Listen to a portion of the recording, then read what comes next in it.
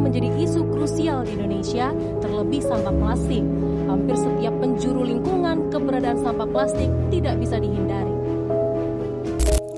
Berdasarkan Kementerian Lingkungan Hidup dan Kehutanan atau KLHK, tahun 2022, Indonesia menghasilkan sekitar 68,7 juta ton sampah, dengan 18%-nya adalah sampah plastik.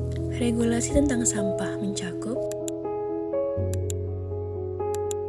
untuk mewujudkan tujuan-tujuan tersebut, tentunya membutuhkan kerjasama dari berbagai aspek guna mendukung keberlanjutan dan mengatasi dampak negatif sampah pada lingkungan dan masyarakat.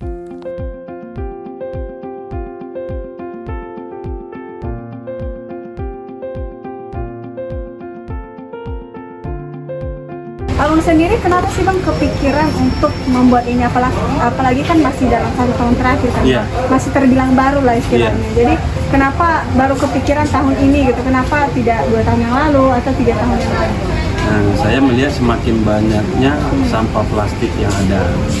Jadi zaman sekarang ini kita menggunakan plastik di mana-mana, makanan cepat saji, paket-paket dan lain-lain gitu. Jadi awalnya itu beberapa tahun yang lalu saat pasang surut rok semakin tinggi ya di daerah saya, karena saya kebetulan geografisnya di Belawan. Jadi begitu pasang itu naik, air akan membawa sampah-sampah dari laut, airnya pulang, sampahnya tinggal. Seperti itu.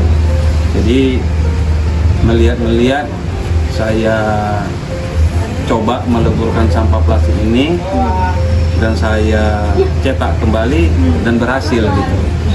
Jadi kita coba berhasil menjadikan leburan sampah plastik ini menjadi papan dan balok.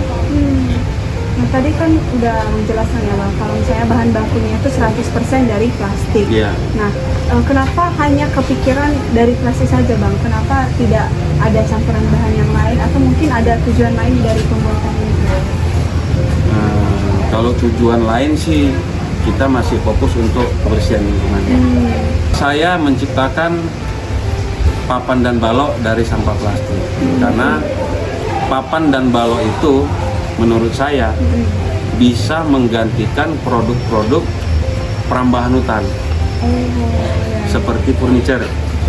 Selama ini kita menggunakan furniture di rumah dari kayu, yang dimana kayu itu kita tahu dari mana, dari proses penebangan pohon di hutan.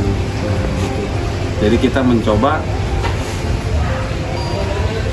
untuk membuat papan dan balok untuk bisa menggantikan produk-produk dari penambangan hutan. Nah, plastik-plastik dari sini berasal dari masyarakat sekitar, dari sampah-sampah yang saya hasilkan sendiri di sini. Kebetulan di sini banyak paket tadi kan. Kita menghasilkan sampah plastik. Di sini ada juga tanggung jawab sosial kita sebagai pelaku usaha juga. Di sini ada ibu-ibu dari bank sampah juga rekanan kita udah sosialisasi dari awal untuk dipilah. Oh, dari pilah.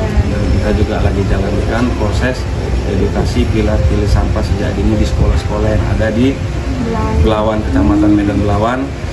Ya, seperti contohnya adik-adik tadi. Iya, ya.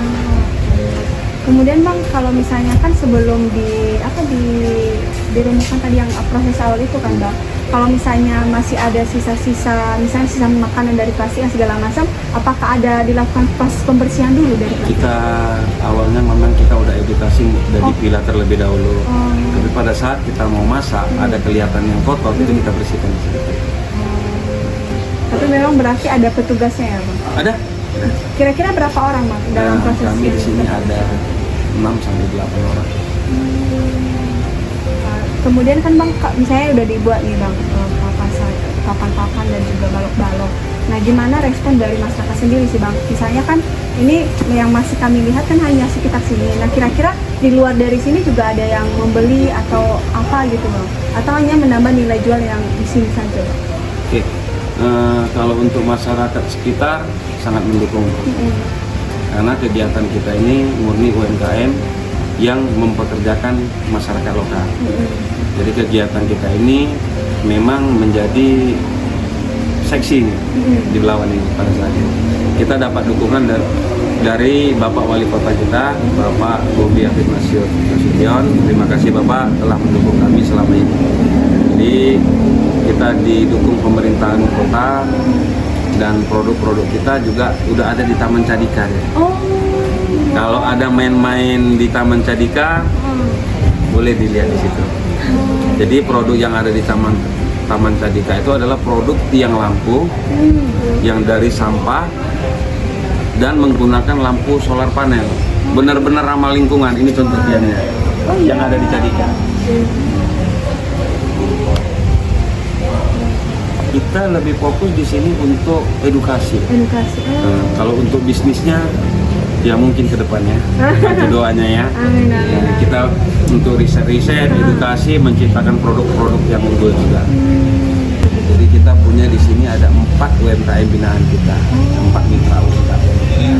Jadi mereka adalah pengrajin-pengrajin kita. Nanti kita bisa lihat, tunjukkan alat-alat pekerjaan mereka. Mungkin ada kendala-kendala lain yang bikin abang sempat kepikiran, waduh kok jadi gini, padahal tujuan saya ini gitu, atau tantangan lain gitu bang? Kalau kita menjalani namanya sampah ya, memang dijauhin kita. Cuman karena kita memang berniat untuk tulus ya, lingkungan, ya kita mendapat support dari teman-teman juga. Semangat kita juga tetap maju ya, terutama pemerintah kota juga mendukung kan. Di sini Pak Wali Kota juga udah beberapa kali di sini mendukung program kita, ngasih kita support dan semangat. Kemudian tadi kan ada sempat kami lihat bang, yang ini kotak donasi sampah plastik itu. Ya. Nah itu ditempatkan di mana saja bang? Atau di sekitar Belawan atau mungkin di tempat yang lain? Oke. Kalau untuk kotak donasi sampah itu kita memang tujuan kita kan mengedukasi. Kita letak di sekolah-sekolah. Udah ada 6 sekolah yang kita letak di Belawan. Yang dimana murid-murid siswa akan membuang sampah plastiknya di situ, dan setelah dibuang di situ kita wacanakan dikolek sama ibu-ibu dari Bank Sampah Berkah. Nanti ibu-ibu dari Bank Sampah ini membayar sampah itu. Jadi benar-benar sustain di sini, berkelanjutan ya Bu. Sampah yang telah dipilah dan dibersihkan selanjutnya masuk ke dalam mesin peleburan dengan suhu 300 derajat Celcius.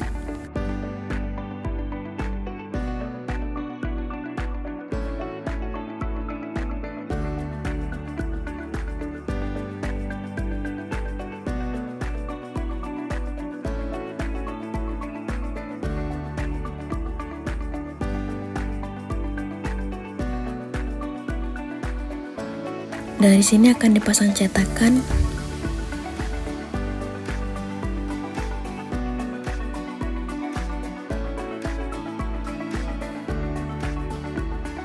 dan dimasukkan ke dalam bak pendingin, dan inilah hasil papan dan balok dengan 100% dari plastik murni. Kemudian untuk dijadikan furniture membutuhkan waktu 4-5 hari.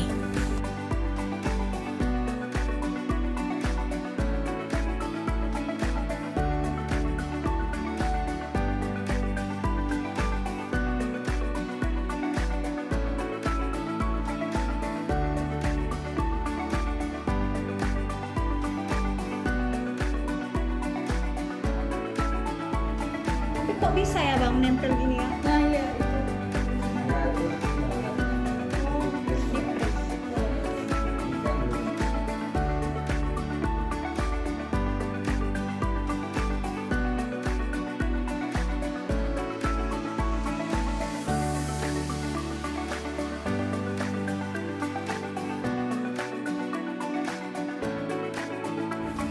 Inilah hasil dari 100% murni dari plastik menjadi furniture dengan berbagai macam bentuk.